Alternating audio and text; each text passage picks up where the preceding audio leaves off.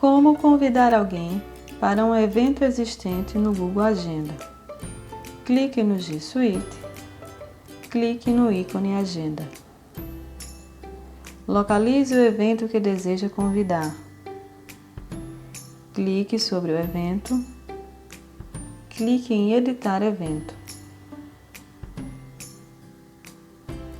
Clique em Adicionar convidados. Digite ou clique sobre o convidado.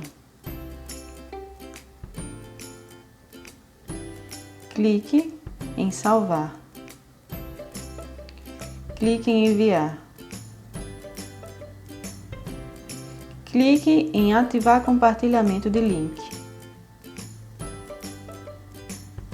Clique em Convidar.